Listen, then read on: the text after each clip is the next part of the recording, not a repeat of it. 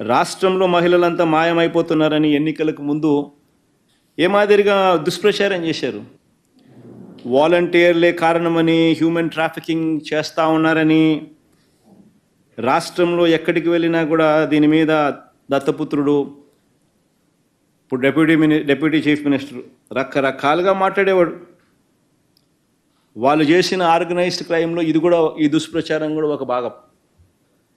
ఈరోజు సాక్షాత్తు వీళ్ళే అసెంబ్లీలో ప్రశ్నకు సమాధానం ఇస్తూ 2019 నుంచి 24 మధ్య 5 సంవత్సరాలలో కూడా కేవలం 46 మంది మాత్రమే హ్యూమన్ ట్రాఫికింగ్కు గురైనారని, కేవలం 34 కేసులు మాత్రమే రిజిస్టర్ అయినాయని చెప్పి వాళ్ళంతకు వాళ్ళే చెప్పినారని అంటే, గతంలో మరి 30,000 మంది హ్యూమన్ ట్రాఫికింగ్కు గురైనారని వీళ్ళు చెప్పిన దుష్ప్రచారానికి ఇది ఫుల్ స్టాప్ కాదా?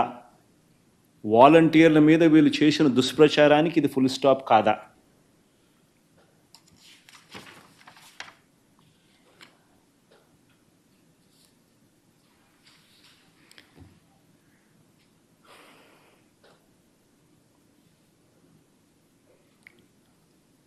ఇదే పెద్ద మనిషి చంద్రబాబు నాయుడు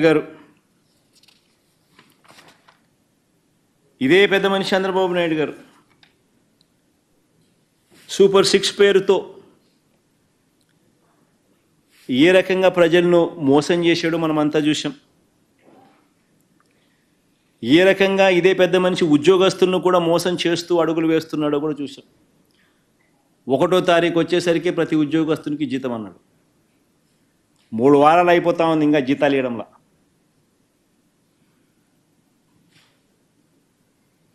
ఆరు నెలలు కాల ఇది పరిస్థితి.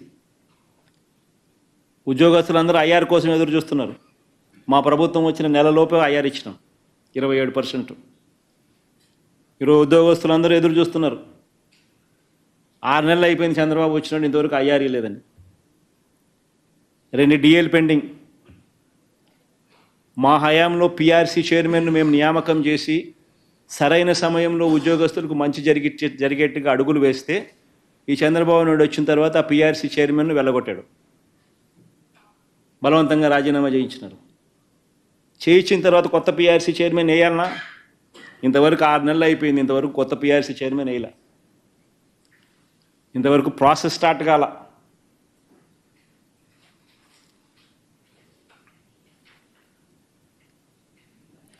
ఒకవైపున ఈ పరిస్థితి, రెండో వైపున ఉద్యోగాలన్నీ కూడా పీకుతా ఉన్నాడు. 2,60,000 వాలంటీర్లు అప్పుడే పీకేసినాడు. 15,000 మంది ఏపీ బ్రేవరేజెస్ కార్పొరేషన్లో అవుట్సోర్సింగ్లో పనిచేస్తూ ఉన్న వాళ్ళని పీకేసినాడు. 104, 108 రెడీగా ఉన్నారు. వాళ్ళు స్ట్రైకులు, ధర్నాలు చేస్తూ ఉన్నారు, జీతాలు ఇవ్వడం లేదు మాకని చెప్పి వాళ్ళను పీకడానికి రెడీ అవుతున్నాడు.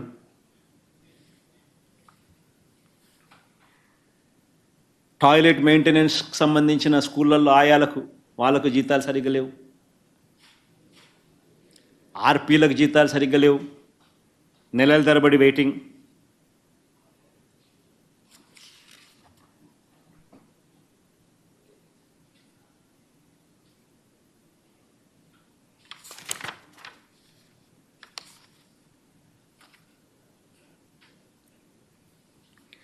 ఆశా వర్కర్లు కూడా ధర్నాలు చేస్తూ ఉన్నారు.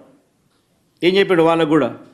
రిటైర్మెంట్ బెనిఫిట్ ఇస్తానన్నాడు, పదవి విరమణ వయసు పెంచుతానన్నాడు, బీమా సౌకర్యం కల్పిస్తానన్నాడు, జీతాలు పెంచుతామన్నాడు, మట్టి ఖర్చుల కింద 20,000 ఇస్తామన్నాడు, మేనిఫెస్టోలో కూడా పెట్టాడు. ఇప్పటి వరకు వారి గురించి కూడా పట్టించుకున్న పరిస్థితి లేదు. సూపర్ 6లు లేవు, సూపర్ 7లు లేవు. వీటి వైఫల్యాలకు సంబంధించి ఇదొకటే కాదు, వాలంటీర్ల పరిస్థితి ఎంత దిక్కుమాలిన అబద్ధాలు ఆడుతూ ఉన్నాడంటే వాలంటీర్లకు సంబంధించి అన్యాయం అనిపిస్తుంది నిజంగా. అసలు వాలంటీర్లను అసెంబ్లీలో ఒక ప్రశ్నకు సమాధానం చెబుతూ అసెంబ్లీలో చెప్తాడు, ఆగస్టు 2023 అంటే మా హయాంలోనే ఆగస్టులోనే 2023లోనే వాలంటీర్ వ్యవస్థను మేము తీసేస్తామని చెప్పి. అది ఒకసారి చూపి, లెటర్ ఉందా? లెటర్ పెట్టండి ఒకసారి. అది అసెంబ్లీలో ఈ లెటర్.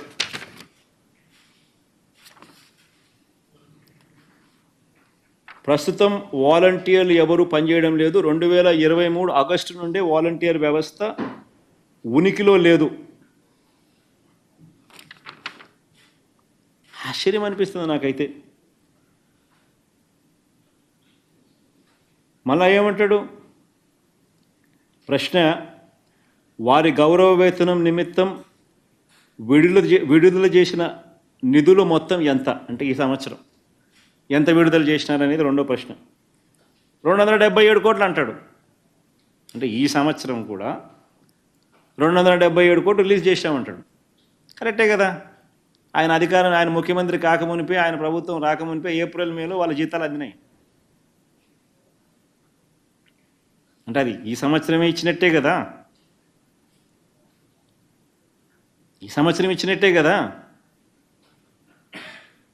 ఏప్రిల్ మే జీతాలు ఇచ్చినారంటే ఈ సంవత్సరమే ఇచ్చినట్టే కదా? ఈయన ముఖ్యమంత్రి కాల, వాళ్ళ అదృష్టం కొద్దీ అప్పటికి. కానీ ఈ సంవత్సరంలో జీతాలు ఇచ్చినట్టే కదా మరి.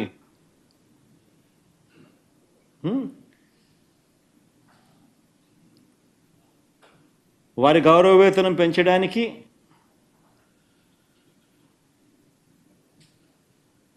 ఏదైనా ప్రతిపాదన ఉందా అని అంటే ఆ ప్రశ్నే ఉత్పన్నం కాదంట. ఎన్నికలప్పుడు ఏమన్నాడు? 5,000 కాదు మీకు ఇచ్చేది, నేను 10,000 ఇస్తాను అన్నాడు. అసలు నాకు ఆశ్చర్యం కలిగించే విషయం ఒకటి చెప్తా.